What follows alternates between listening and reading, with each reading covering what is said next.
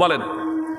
রমজান মাসে রাত্রি 2টা 1টার সময় আজান, কেরাত, গজল বা এই যে ওয়াজ নসিহত করছে, এটা কত ব্যক্তি? সুপ্রিয় ভাই এবং বোন, কথা একটু মনোযোগ দিয়ে শুনবেন।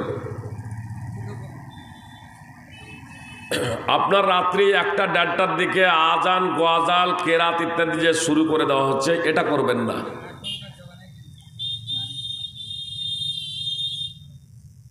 যদি আজান দিব যদি মনে করেন, যেহেতু আজান শুভে সাদেকের আগে, শুভে কাজিবে, অবশ্য তবুও অত পূর্বে নয়, কিন্তু তারপরেও যদি কেউ দিব মনে করেন, সেটা স্বতন্ত্র ব্যাপার।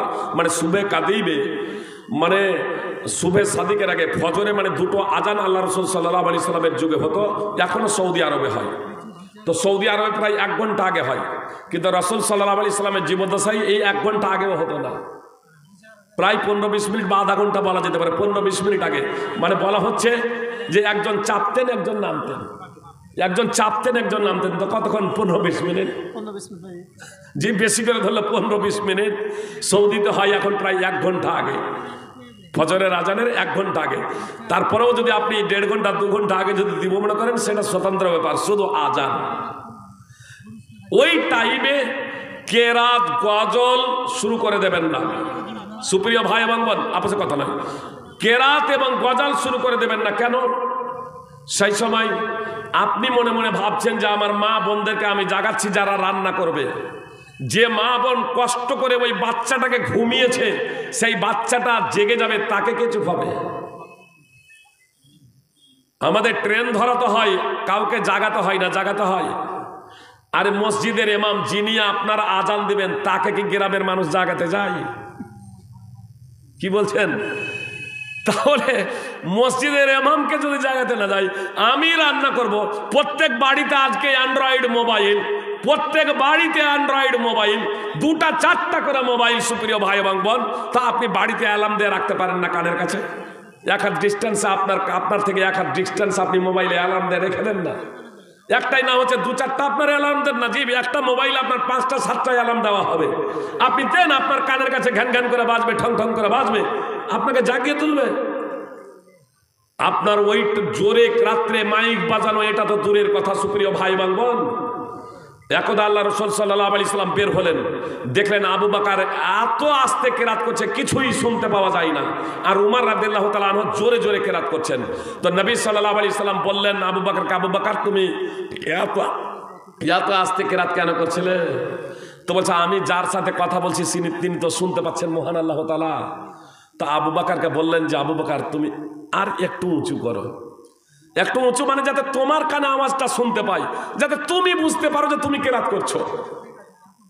আর উমর রাদিয়াল্লাহু তাআলা বললেন, উমর তুমি এত জোরে কেন কেরাত করছিলে? তো বলছে, আল্লাহ রাসূল সাল্লাল্লাহু আলাইহি ওয়াসাল্লাম, আমার উদ্দেশ্যটা খুব ভালো। আমার উদ্দেশ্য হলো যারা ঘুমিয়ে আছে তাদেরকে জাগিয়ে দেওয়া। কি করলেন? যাদের ঘুমিয়ে আছে তাদের জাগিয়ে দেওয়া। আল্লাহর নবী সাল্লাল্লাহু আলাইহি সাল্লাম বলেন, আওয়াজ নিচু করো, আওয়াজ নিচু করো, আওয়াজ নিচু করো।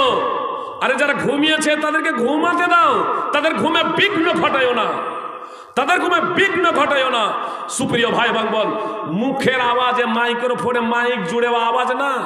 যদি কেরাত যদি জোরে যদি করার যদি অনুমতি না থাকে, তো আপনি মাইক জুড়ে দিয়ে আপনার ওই রাত্রি 1:30টা 2টোর দিকে আপনি চিৎকার করছেন। সুপ্রিয় ভাই এবং বোন, যেমন রমাজানে এটা নিষিদ্ধ, অনুরূপভাবে সারা রাত্রি ধরে রাত্রি 1:30টা 2টোর দিকে জালসা করা এটাও ঠিক না।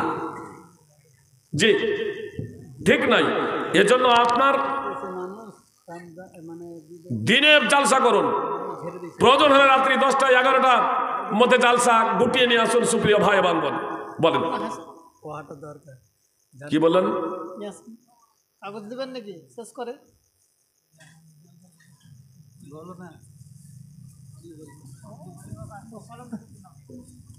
বিদেশে পড়ছে নামাজ, বাড়িতে পারি না, এই কথাটা জিজ্ঞাসা করতে চলে।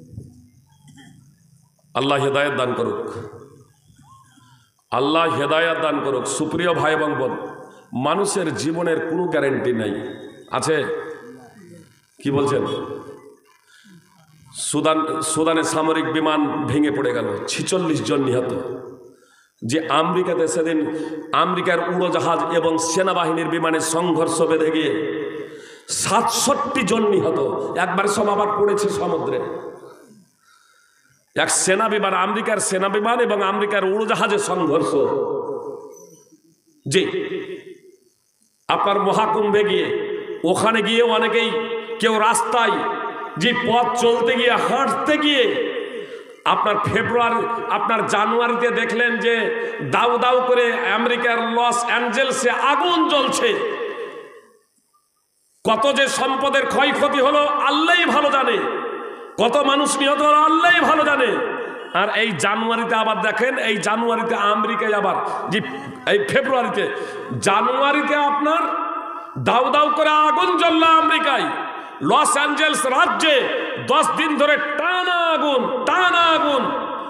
অগ্নিবাপক নির্বাপনের মাধ্যমে আগুন নিয়ন্ত্রণ আনা সম্ভব হয় নাই সুপ্রিয় ভাই এবং বোন। এক টানা 10 থেকে 12 দিন আগুন জ্বলেছে। আর 1 মাস হতে না হতে এই ফেব্রুয়ারিতেই আপনার আল জাজিরা বিভিন্ন পত্রপত্রিকা উঠিয়ে দেখবেন, একদিনকার ঝড় বৃষ্টি আর তুফানে আপনার 8টা রাজ্যের অনেকগুলো গ্রাম আপনার জলের তলায়, অনেকগুলো গাড়ি বাড়ি জলের তলায়, অনেকেই গাড়ির ভিতরে আটকে। তৎক্ষণাৎ আল জাজিরা পত্রিকায় আমি সংবাদ পড়ছিলাম, 9 জন তখন মৃত্যুর খবর তৎক্ষণাৎ পাওয়া গিয়েছিল যে 9 জন মরে গিয়েছে। যে আপনার পাহাড়ের পাদদেশে, পাহাড়ের পাদদেশে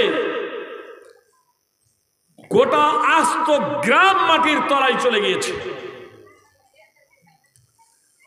তো এইভাবে আপনার কেরালারও একটা জেলায় মাটি টানছে আর লাশ বের হচ্ছে। যে এই তো কিছুদিন আগে আমরা দেখলাম। তো জীবনের কোনো গ্যারান্টি নাই, সদা সর্বদা আল্লাহ তাআলার ভয়ে ভীত এবং সন্ত্রস্ত থাকতে হবে। ইবাদত কি জন্য? একমাত্র আল্লাহর জন্য। এজন্য একজন মহিলা ফরিদপুর থেকে হাতের বালা দিয়েছেন, আল্লাহ তাআলা তার কবুল করুন। সুপ্রিয় ভাই এবং বোন,